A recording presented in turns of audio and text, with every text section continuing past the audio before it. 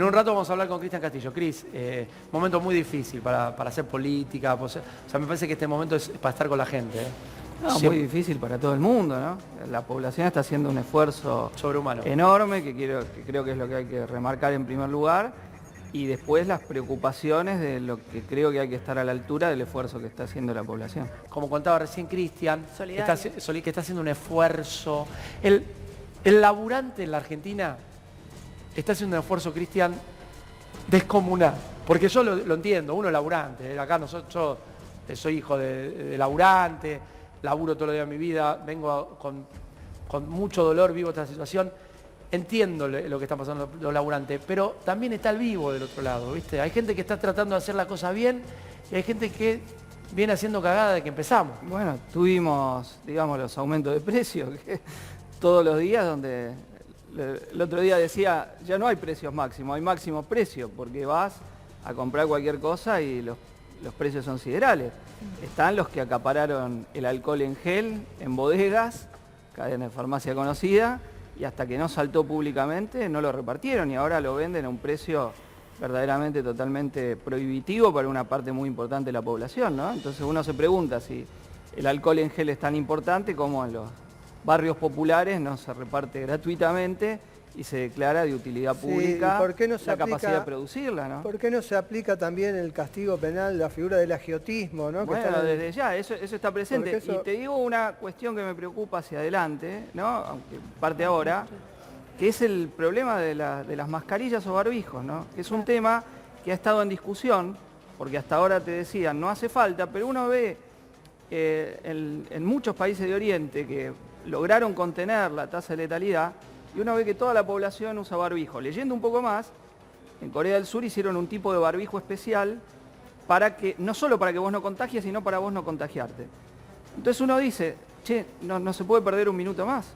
O sea, tenemos que producir en una cantidad suficiente para cuando salimos, la población tener acceso a ese tipo de barbijo peculiar. Porque no podemos perder tiempo, no es que no tenemos capacidad de producción. Nosotros tenemos una enorme industria textil, etcétera. Yo digo que ahí tiene que estar la voluntad de hacerlo, porque si no, tenemos un problema en la salida, ¿no? Entonces, yo escucho a algunos infectólogos, con todo el respeto, que dicen, no, el barbijo no, lavarse las manos. Pero ¿por qué está la opción o lavarse las manos, distanciamiento barbijo, y no es todo? Todo. Y uno se dice, coincido con vos en eso. Entiendo la situación de la gente que vive hacinada, 10 en una casa. No todo el país vive en las mismas condiciones. Sí, pero Diego, a mí hay algo que me llama la atención. Vos podés decir, la gente vive hacinada, pero ¿y que vamos a permitir que la gente siga viviendo hacinada? No. Porque yo escucho a veces que dicen, bueno, entonces no puede quedarse en la casa de bar. Pero ¿cómo se puede naturalizar una situación donde un 10% promedio en los distintos conurbanos vive en forma hacinada y no se hace nada? O sea, cuando te llegan crisis como esta, todas las contradicciones estructurales que tiene una sociedad quedan más expuestas. Claro. Entonces, lo que acá estaba, que una parte de la población no quiere ver, que es que el acceso a la vivienda es dificilísimo para grandes sectores de la población, 3,5 millones en emergencia habitacional, y que no hay plan de construcción de vivienda ni de eso, ahora se te transforma en un mega problema, porque ahí tenés los pibes, hacinados, etc. Pero yo lo que creo es que no se trata simplemente de decir, che, está hacinado, que lo haga en el barrio, no en la casa. No, pará. Tenés que tomar una determinación. Pero hay un drama peor, que es el drama sanitario.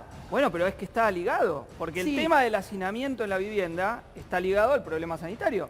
Todavía no llegó fuerte ahí. No llegó fuerte ahí. Gracias a Dios. Pero vos te preguntás, ¿y si llega? Y puede llegar. Y bueno, ¿y entonces qué? Pero sí, lo mismo cuando vos tenés... Pero para vos las medidas estuvieron mal. Mirá, porque, vos crees que para mí, yo te lo digo, yo hasta creo que el viernes fue brillante, el viernes fue un error grave. A ver, brillante no diría porque hay medidas medidas sanitarias, medidas sanitarias que tenían que acompañar el aislamiento social obligatorio, etcétera, que no se tomaron, y yo creo que ahí el Estado tiene responsabilidad. El testeo masivo, Argentina tiene, según dijo hoy Carla Bisotti en la conferencia de la mañana, 213,9 por millón de promedio de test. Chile, 1.800. El ideal que se está tomando, que es Corea del Sur y Alemania, 5.000 y 4.000 por millón. Nosotros, 213. 13 de marzo, presentamos con Nicolás de Caño el pedido de informes a Ginés García, diciéndole cuántos reactivos había. La reunión con el presidente, con los jefes de bloque, test masivo. para salir de la cuarentena, ahora el 13 de abril, el testeo masivo es muy importante, pero no lo tenemos. Yo creo que hay una subestimación muy importante de este problema. ¿Pero qué es lo que falta? ¿Faltan los test? ¿No hay en el país? ¿No hay reactivos? Mirá, yo no soy el ministro para saber. Lo que dicen es que salió todo el mundo a comprar reactivo, entonces hay poco. Bueno, pero ahí tuvieron una imprevisión.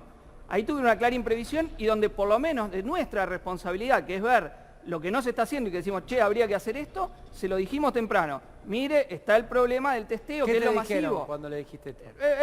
Bueno, van a venir después, pero no se sabe a ciencia cierta la información. Chicos, ¿qué pasa? Yo te digo, la información que dan es una información confusa. Dijeron primero 50.000, después compramos otros 200.000, otros 500.000. Pero sí, igual esos números que dan, que todavía no están, esos números que todavía no están, el número oficial, digo, es lo que viene diciendo en los informes todos los días que está, y hoy dio un promedio, es detrás de lo que están haciendo otros países de la región que han tomado en otros terrenos medidas pésimas. Chile en otros terrenos ha sido una catástrofe, porque tomó hasta las 8 de la noche, se trabaja como si nada. A las 8 de la noche empieza la cuarentena como si el virus tuviera eso, por favorecer al poder económico chileno. No ha tomado las condiciones mínimas de preservación de la población, pero en los test tiene mucho más que nosotros. Sí, pero ¿sabes qué? Yo por eso digo, hay que ver, o sea, cuando uno ve lo que pasó en los países que siguieron esta lógica de la economía, países que por ahí económico, o sea, saco el caso de Ecuador, en Ecuador va a ser una catástrofe, un desastre, que nos vamos realmente a agarrar la cabeza. Lo de Estados Unidos es una vergüenza. Es bueno, eso lo que está pasando en Nueva York, porque además Estados Unidos, Diego, le hace, así como a nosotros nos hacen crisis, cosas estructurales, en Estados Unidos el carácter privado de la salud. Un tercio de la población estadounidense no tiene ningún tipo de cobertura de salud. Totalmente. La población tiene miedo de ir a hacerse atender porque te hacen el examen, después te llega un cheque, che, $3.000 te salió esto. Entonces hay una situación que ahora han tenido que dar vuelta todo en un sentido, y entonces va la población y si tenés la residencia te atendés. 2.624 personas murieron en Nueva York. Pero es un nivel de crisis. Ayer veíamos las imágenes de las protestas de las enfermeras de Nueva York, el principal, una conocida que es enfermera ahí, que estaba haciendo la protesta ahí, en el Hospital Monte Sinaí de Nueva York, porque dice, 6 días se nos acaban los respiradores. Mirá cómo es que China les dio 1.100 respiradores al estado de Nueva York. Y Trump, que quería empezar la actividad económica plena en Pascua, tuvo que retroceder cuando le mostraron y decir, no sé qué hago. Bueno, entonces, hoy hablaba de las Torres Gemelas, casi la cantidad de muertos por las Torres Gemelas. No, es que esto va a ser 10 Torres Gemelas en Estados Unidos. Y sí me preocupa el retroceso frente a la presión de los lobbies de la medicina privada. Porque esto ahora, como tenemos pocos casos, es una discusión, si vos querés, que tenemos ahí. Pero si crecen los casos, vos no podés permitir que haya camas vacías en el sector privado, que tiene un 70% de todos los establecimientos sanitarios del país, y gente en los pasillos del hospital público. Bueno, acá hay que discutir el acceso a la salud como un problema general. Entonces, lo que se está viendo son experiencias. Si en Israel te ponen una multa de $1.500 si no salís con barbijo, y evidentemente algo tiene importancia el barbijo. También el número de casos es importante, porque si nosotros no sabemos cantidad de casos, no sabemos cantidad de asintomáticos. Bien, acá Cristian decía algo, no sabemos cantidad de casos, ¿por qué se está testeando poco? Y no sé vos qué querías preguntar. No, yo quería decir que, mira, los países europeos y Estados Unidos habían externalizado gran parte de la producción de barbijos a los países de Oriente. Entonces tenían poco stock. Gran parte de las recomendaciones que daban es, no use barbijo porque no tengo barbijo. Ahora Francia está importando de China 2.000 millones de barbijos. 2.000 millones de barbijos. ¿Por qué? Porque esto que venían diciendo, no hace falta, etcétera, etcétera, se ve que no van a salir de la cuarentena y lo necesitan. Entonces, el problema es anticiparse y empezar una producción intensa de los barbijos que mejor te cubran, tomando el ejemplo de que hay barbijos especiales que han tenido los coreanos que dicen que duran un mes con lavado, no los que te duran 2 horas, que es lo que uno habitualmente consume. Una producción intensa para cuando salgamos de la cuarentena poderlos tener. Para concluir de alguna manera, el análisis de Bolsonaro, estimamos aquellos que analizamos la vida diaria del brasileño, no es bueno, no es correcto respecto del coronavirus, continúa teniendo apoyo de la población. Estuvo circulando algunas versiones como que había un general que es el jefe de gabinete que estaba de presidente operacional. No son fuentes serias, con todo respeto por quien lo publica. Cuando uno coloca Braga Neto, presidente operacional en Google, vas a ver que las fuentes no son confiables. Y por otro lado no tiene mucha lógica porque el jefe de gabinete es colocado por el presidente de la República. Entonces no tendría mucho sentido colocar a alguien que asumió en febrero y que hoy por un conluyo con los militares lo colocan como presidente responsable de la situación y Bolsonaro se va a su casa. Sobre todo eso no sería viable considerando la personalidad que ustedes acaban perfectamente de mostrar en la verborragia que Bolsonaro tiene y en la forma de actuar que tiene el presidente. Yo discreparía con muchos puntos del análisis de Segre, que entre otras cosas llamó a votar a Bolsonaro cuando fue la segunda vuelta en Brasil, porque lo que está es dividido el bloque golpista en Brasil. Claro. El bloque de gobierno es lo que está dividido y no sería tan... no dejaría tanto de lado las versiones sobre la presidencia operacional de Braga Neto, porque desde el ministro de Salud, el ministro de Justicia, los gobernadores y el alto mando militar están en otra posición respecto de lo que hay que hacer que Bolsonaro. Entonces, aparentemente el propio bloque de gobierno se ha dividido en esto. Bolsonaro no habla solo, los grandes grupos económicos de Brasil sostienen la posición de Bolsonaro de que la salud es secundario y no queremos seguir haciendo ganancias. Hay que tener eso en cuenta, hay un poder económico que habla también ahí, y son dos sectores, digo, que es preocupante, por eso la situación del bloque de gobierno en Brasil en sus dos alas, ¿no? En el ala, digamos, que lo está corriendo y en el ala del propio Bolsonaro. Y lo que sí es un dato, es que, pese, digo, a que es un gobierno de derecha, todo, la ayuda social que han dado es mayor a la que estamos recibiendo acá con los 10.000 de ingreso familiar.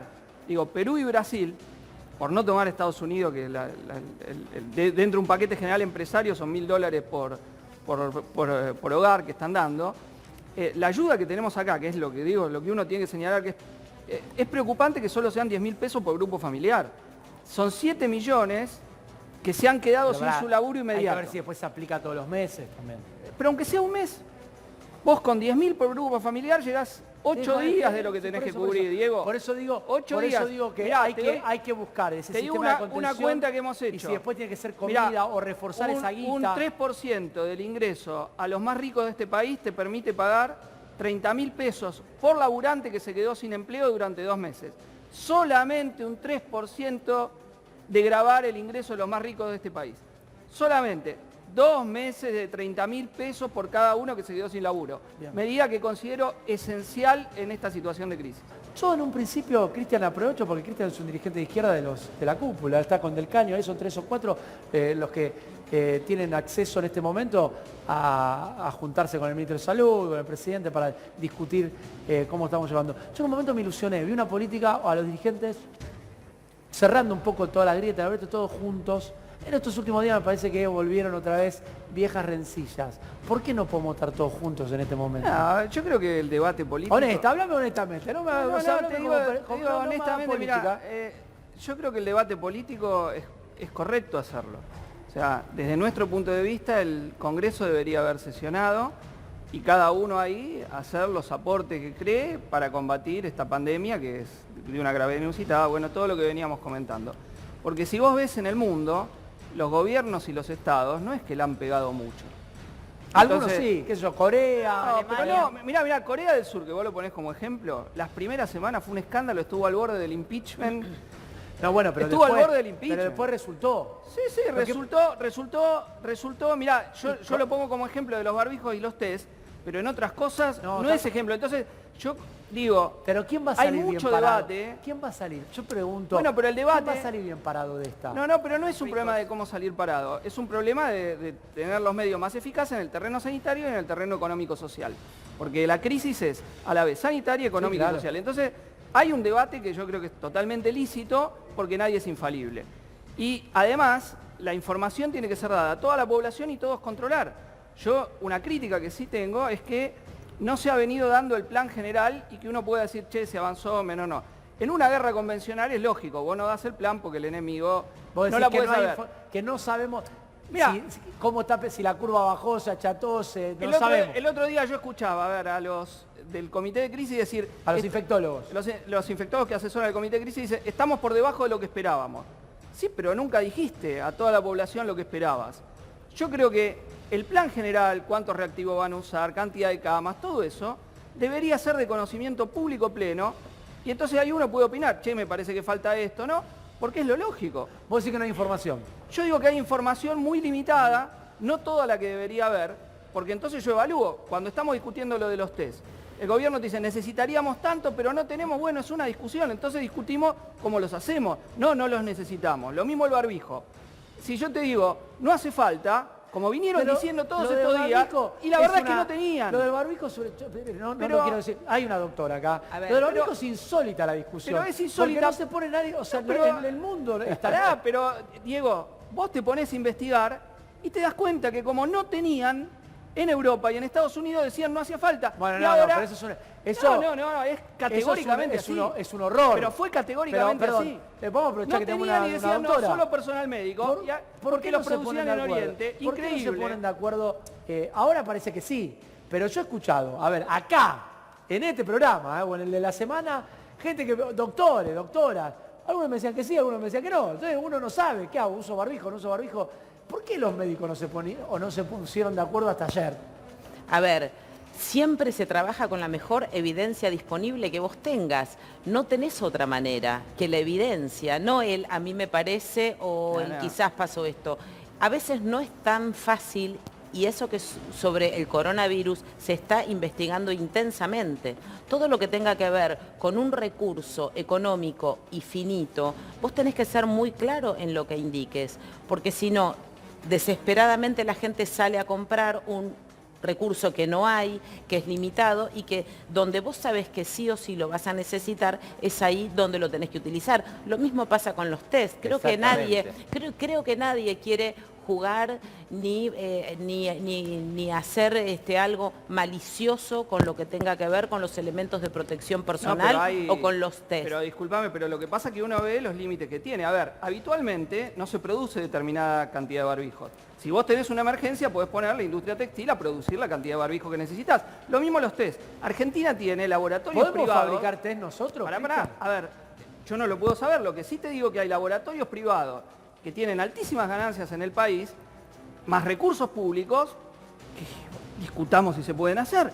3 de los 10 más ricos de este país son dueños de laboratorios. 3 de los 10 más ricos del país. ¿Qué han puesto en esta crisis? ¿Dónde está lo que han puesto? Cada uno después va a tener que rendir cuentas. Diego, vemos en varios hospitales, los bancos, el personal médico, las enfermeras, el personal de maestranza, que señala la falta de elementos necesarios. Sí. Hemos visto protestas, algunos cortes. Bueno, ahí eso es lo que hay que atenderlo ya. No puede ser que estamos diciendo que son los héroes, todo en la primera línea, y después vos ves que dicen, no, che, me falta camisolines, me falta barbijo, me falta esto, personal de limpieza no le dan barbijo. No puede ser. La Junta Interna de ATE del Hospital Garrahan hizo una conferencia de prensa en estos días diciendo todo lo que le faltaba. Estamos hablando del Hospital Garrahan. A veces los cuento también para que sepan que en esta situación no hay privilegiados. La verdad que estamos perdiendo todos porque yo me siento que tengo más riesgo de contagiarme que el que está en la casa.